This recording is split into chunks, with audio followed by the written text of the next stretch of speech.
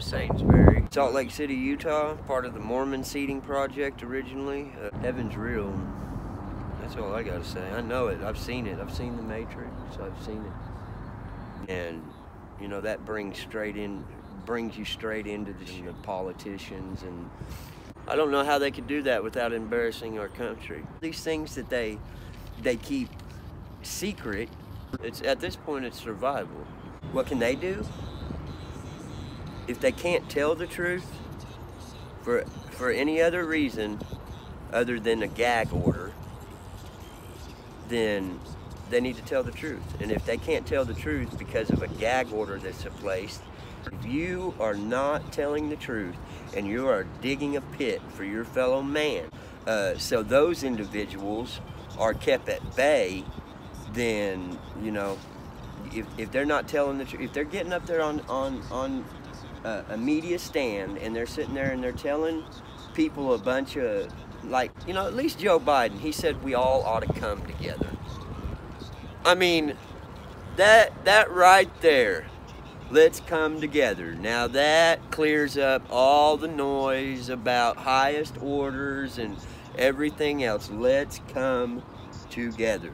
Faith, that's all we got out here, because faith is the most important thing, because there's a righteousness that is gained.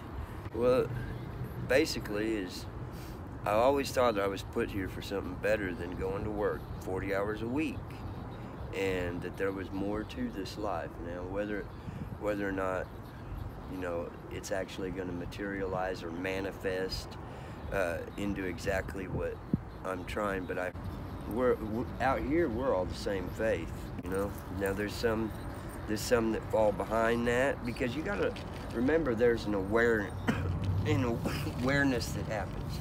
So the normal, average, everyday man has to come out here and struggle. You know, I had it made at my ex-wife's house. I could have stayed there, stayed on my medication, and been right next to my kids and everything else. But there was that deja vu thing where you're sitting on a street, or you have a dream about being on a street or something like that, and then, you know, it might be a month, it might be 2 years later, whatever it is, and then you find yourself walking one day kind of lost and delirious where you're going and everything else, and then you see that sign and you're like, oh, you know.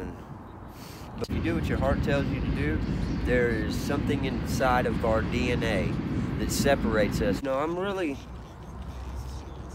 happy about what's coming, but people don't understand that stuff, that those pictures that they paint in Revelations about bodies littering the streets and everything, it's already here with the net and all the things, the gates. I've had weird circumstances happen to me, like holding a cell phone. I was holding the phone and the earthquake happened. Exactly what? I don't know. But a voice that calls me every day that says, Jeremy, I'll wait for you here. This is a system that'll remain.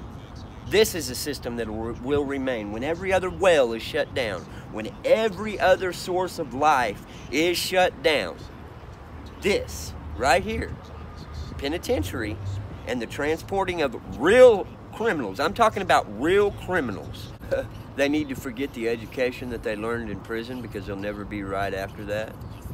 Because the education that they learned in prison makes all this reality a lie.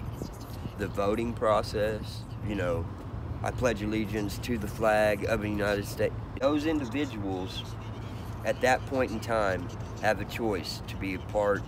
I forget it sometimes, but the most important word that I know, most important trigger word at this point in time, is to pray for full disclosure. And see, that brings you up to data. Unretrievable data and retrievable data. Those are the two ways that we're going to end up. Now, why would anybody want to have unretrievable data? Because we've been collecting this, whether it be through the cameras or through scribes, which scribes don't, or anything else, and there's not one of us that is here in America that grew up in this Bible Belt that had a mom and dad that washed our mouth out in soap with soap and everything else and taught us, you know, you need to share. I'm Joseph Rushmore, and this is Voices of the Homeless, Oklahoma. If you know someone that would like to share their story, share your voice and be heard. Contact me by phone at 918-777-6989, by email josephrushmore@gmail.com, or on Facebook at Joe Rushmore.